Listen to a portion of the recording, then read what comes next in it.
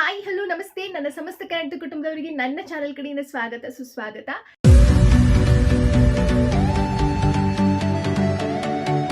ಎಲ್ಲರೂ ಹೇಗಿದ್ದೀರಾ? ಚೆನ್ನಾಗಿದ್ದೀರಾ ಅಂತ ಭಾವಿಸ್ತೀನಿ. ನಾನು ಕೂಡ ಚೆನ್ನಾಗಿದ್ದೀನಿ. ಇವತ್ತೊಂದು ಹೊಸ ವಿಡಿಯೋ ಜೊತೆಗೆ ನಿಮ್ಮೆಲ್ಲರ ಮುಂದೆ ಬಂದಿದ್ದೀನಿ. ಆ್ಯಂಡ್ ಫಸ್ಟ್ಲಿ ನಾನು ಹೇಳಬೇಕಂತ ಅಂದರೆ, ನನಗೆ ಇವಾಗ ಸ್ವಲ್ಪ ಫಾಲೋವರ್ಸ್ ಅಂದರೆ ಸಬ್ಸ್ಕ್ರೈಬರ್ಸ್ ಇನ್ಕ್ರೀಸ್ ಆಗ್ತಾ ಇದ್ದಾರೆ. 1K soon to be 1K guys. Already like 922 I guess ಇವಾಗ ನಾನು ಬೆಳಗ್ಗೆ ನೋಡ್ದಂಗೆ. So I felt little happy.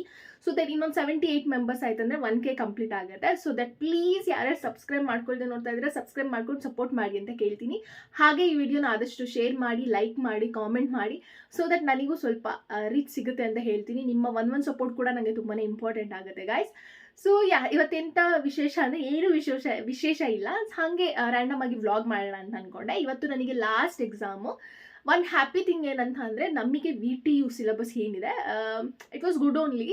But ಸ್ಟಾರ್ಟಿಂಗಿಂದಲೇ ನಾವು ಓದಲ್ಲ, ಒಂದೇ ದಿನದಲ್ಲಿ ಪ್ರೆಷರ್ ಹಾಕೋಬೇಕು. And most of the student will do that.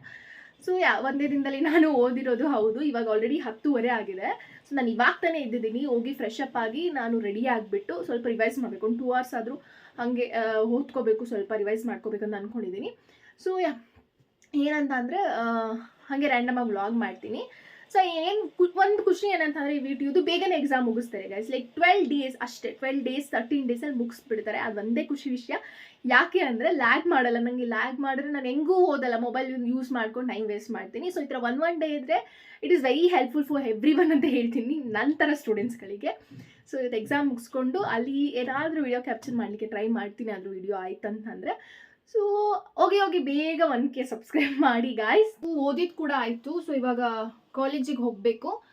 So guys, ನಾನು ಕಾಲೇಜಲ್ಲಿ ಯಾವುದೇ ವೀಡಿಯೋ ಮಾಡೋಕ್ಕಾಗಲಿಲ್ಲ because everybody was in rush. So video ಮಾಡೋಕ್ಕಾಗಲಿಲ್ಲ. ಬೇಗ ಎಕ್ಸಾಮ್ ಮುಗಿಸಿ ಮನೆಗೆ ಬಂದರೆ ಸಾಕಾಗಿತ್ತು ಅಂತ ಅನಿಸಿತ್ತು ಎಲ್ಲರಿಗೂ ಕೂಡ. ಸೊ ಎಕ್ಸಾಮ್ ಬರ್ತು, ಬೇಗ ಮನೆಗೆ ಬಂದ್ವಿ. ಆ್ಯಂಡ್ ಅಮ್ಮ ಪೂಜೆ ಮಾಡ್ತಾಯಿದ್ರು. ಸೊ ಪೂಜೆಯಿಂದ ಸ್ವಲ್ಪ ಹಂಗೆ ಕ್ಲಿಪ್ಪಿಂಗ್ಸ್ನ ಹಾಕಿದೆ ನಾನು. ಸೊ ಪೂಜೆ ಮಾಡಿ ಆದಮೇಲೆ ಆ್ಯಕ್ಚುಲಿ ಇವತ್ತು ನಾನು ಕಿಚನ್ಗೆ ಹೋಗ್ಬೇಕಂತ ಅನಿಸ್ತು ಬಿಕಾಸ್ ನನಗೆ ಅಡುಗೆ ಮಾಡೋದಂದ್ರೆ ಇಷ್ಟ, ಬಟ್ ಮೂಡಿರ್ಬೇಕು ಆ್ಯಕ್ಚುಲಿ. ಎಕ್ಸಾಮ್ ಮುಗಿದ ತಕ್ಷಣ ಫುಲ್ ಹ್ಯಾಪಿ. ಯಾಕಂದರೆ ಒಂದು ಸ್ವಲ್ಪ ದಿನ ಅಟ್ಲೀಸ್ಟ್ ನಂಗೆ ಗೊತ್ತಿಲ್ಲ ಎಷ್ಟು ದಿನ ರಜೆ ಇರುತ್ತೆ ಅಂತ. ಐ ಹೋಪ್ 1 ವಾರ ರಜಾ ಕೊಡ್ಬೋದು. ಅಮ್ಮ ಉಪ್ಪು ಹಾಕಿದ್ಯಾ? ಸ್ವಲ್ಪನ ಹಾಕಿಲ್ವಾ? ಸೊ ರಜಾ ಇರುತ್ತೆ. ಸೊ ಅದಕ್ಕೆ ಕುಕ್ ಮಾಡ್ತಾ ಇದ್ದೀನಿ ಆ್ಯಕ್ಚುಲಿ. ಸೊ ನಂಗೆ ಆ್ಯಕ್ಚುಲಿ ಏನಂದರೆ ರಾಕ್ ಸಾಲ್ಟ್ ಇರುತ್ತಲ್ಲ, ಕಲ್ಲು ಉಪ್ಪು, ಅದು ಹಾಕೋಕ್ಕೆ ಇಷ್ಟ. ಬಟ್ ಅದು ಹೆಂಗೆ ಅಂದರೆ ನಾರ್ಮಲಾಗಿ ಸ್ಟಾರ್ಟಿಂಗ್ಗೆ ನನಗೆ ಹಾಕಿ ಅಭ್ಯಾಸ. ಸೊ ಇವಾಗ ಆಲ್ರೆಡಿ ಮಾಡ್ತಾರಿಂದ ಹಾಕ್ತಾಯಿದ್ದೀನಿ. ಸೊ ಕಿಚನ್ ಸ್ವಲ್ಪ ಮೆಸ್ಸಿ ಆಗಿದೆ, ಏನೋ ಅನ್ಕೋಬೇಡಿ.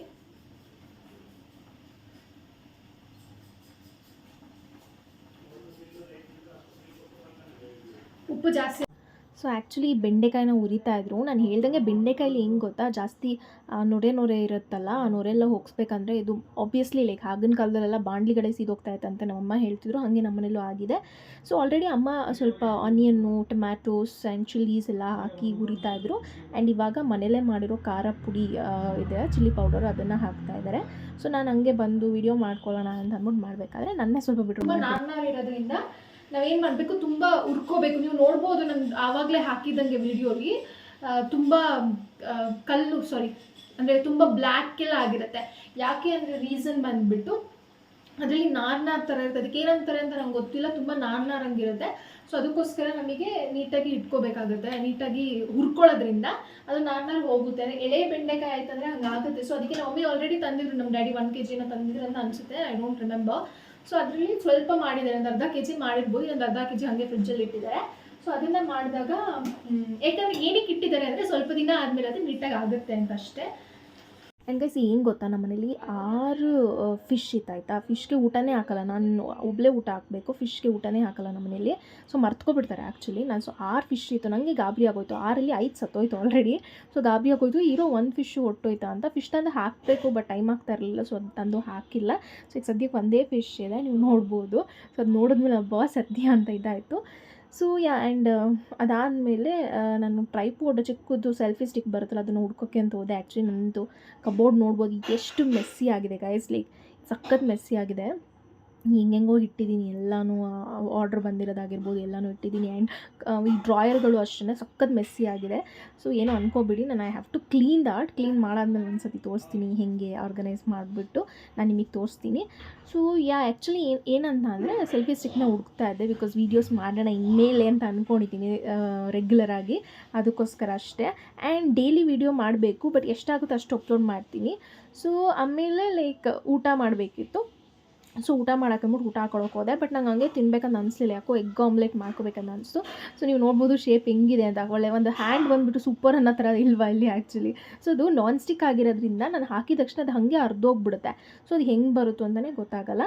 ಸೊ ನಮ್ಮ ಮನೇಲಿ ಅಮ್ಮ ರೈಸ್ ಆ್ಯಕ್ಚುಲಿ ನಾನು ಸ್ವಲ್ಪನೇ ತಿನ್ಬೇಕಂತ ಅಂದ್ಕೊಂಡಿದ್ದು, ಬಿಕಾಸ್ ನನಗೆ ಸ್ವಲ್ಪ ವೆಯ್ಟ್ ಗೇನ್ ಆಗಿದ್ದೀನಿ. ಸೊ ನಾನು ವೆಯ್ಟ್ ಲೂಸ್ ಮಾಡಬೇಕು, ಅದರಿಂದ ಅಷ್ಟೇ ಸ್ವಲ್ಪ ರೈಸು. ಮತ್ತು ಅಮ್ಮ ಸೊಪ್ಪಿನ ಸಾರು ಮಾಡಿದರು, ಅದು ಆ್ಯಕ್ಚುಲಿ ನನಗೆ ಫೇವ್ರೆಟ್ಟು.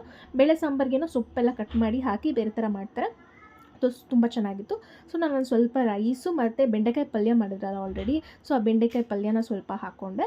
ಸೊ ಆ್ಯಂಡ್ ಒಂದು ಆಮ್ಲೆಟ್ ಹಾಕ್ಕೊಂಡೆ. This was my healthy meal ಅಂತ ಹೇಳ್ಬೋದು, and it was very good. And ನಂದು ಒಂದು ಹಳೆ ಕ್ಲಿಪ್ಪಿಂಗ್ಸ್ ಇತ್ತು, ಅದನ್ನು ಆ್ಯಡ್ ಮಾಡ್ತಾಯಿದ್ದೀನಿ. ಇದು ನಮ್ಮ ಚೀಕು ಉಜ್ವಲ್ ಮತ್ತು ಒಂದು ಕೆಂಪೇಗೌಡ ಅಂತ. ಸೊ ಆ್ಯಂಡ್ ನೀವಿಬ್ಬರು ನೋಡಿರ್ತೀರ ಆಲ್ರೆಡಿ, ಉಜ್ವಲ್ ಚೀಕುನೆಲ್ಲ ನೀವು ನೋಡಿರ್ತೀರ, ಅದಕ್ಕೆ ಹಂಗೆ ಹಾಕಿದ್ದೀನಿ. ಸೊ ಚೆಂದ ಆಯಿತು, ಕ್ಯೂಟ್ ಅಂತ.